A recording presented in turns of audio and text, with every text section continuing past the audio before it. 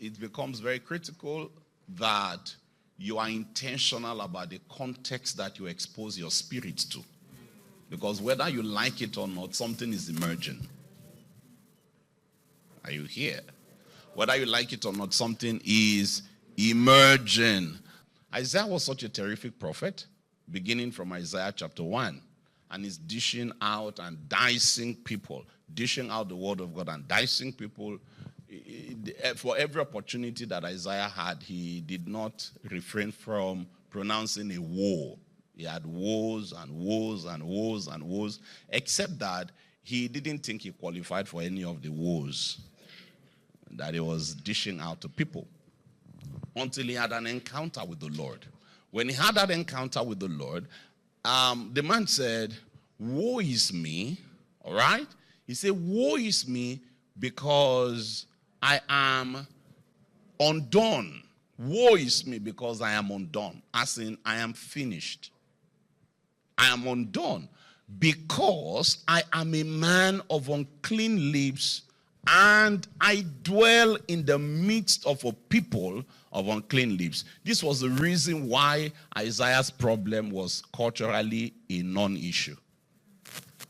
He had a big issue, but culturally it was a non-issue. Why? His problem was unclean lips. But in the presence of the Lord, he was able to discern accurately his circumstance. And he realized that the reason he didn't find out any sooner was because his context had given birth to who he was. Now imagine a prophet.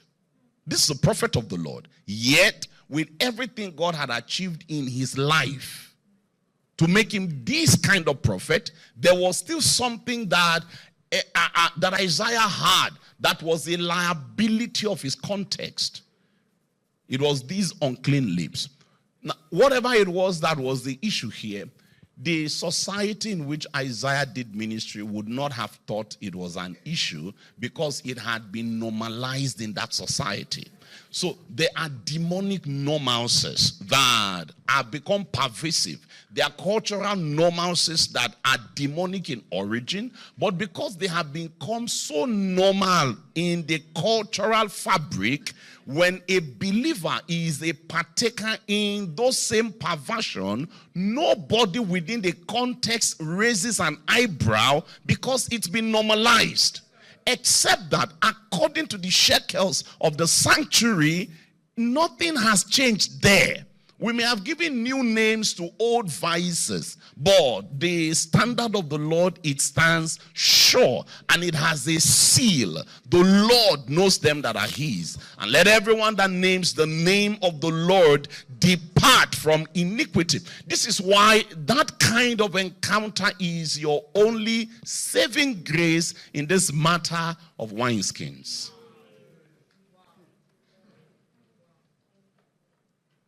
Isaiah was perfect. Nobody had a problem with the man. But his God had a problem with him.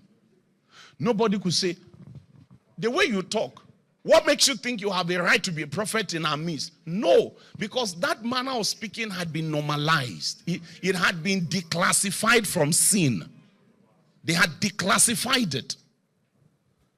And you know, a lot of those kinds of things go on all over the place in our own time now. There was a time when, when homosexuality was classified as a mental disorder or something of that sort, or a psychological disorder. It was declassified some years ago. And there is a real attempt now. People are lobbying and they are doing all kinds of research to declassify pedophilia. Yes. And you see, it's possible that if we live long enough, that day will break. They're already trying to rebrand it. They're giving it a different name now. I can't remember what it is. Is it minor attracted individuals or something like that? So as to remove the jarring impact of the word pedophilia. Because every time you hear this is a pedophile, you already feel like this is a criminal. So that word carries a certain baggage that the world is trying to sterilize the activity. And part of the way they're trying to do that in order to declassify it is even to change the nomenclature, the wordings, the verbal sequences that we use to address the issue. They want to change it. Because the word pedophile or pedophilia, it already has a cultural connotation in your mind. So now they are trying to give it a different name, but the act is the same. So they give it a different name, you know, like minor attracted individuals. Then eventually they will get the American Society of Psychiatrists or something like that. You know, eventually, or psychologists will eventually declassify it. When that kind of thing happens, you are born into a cultural context that has normalized perversion. So you grow up never realizing that there is anything wrong with this normative activity until you come into the presence of the one that dwells in the midst of 1,000 fires. And you realize that that which is normal here still retains its ancient identity as an abomination before his majesty. It was out of that encounter that this man came and said, wow. Actually, in that encounter, the man eventually saw himself. And then there was an accuracy that came with the diagnosis of his circumstance. I'm a man of unclean lips. But he didn't stop there. He said, ew, I realized how I got into this.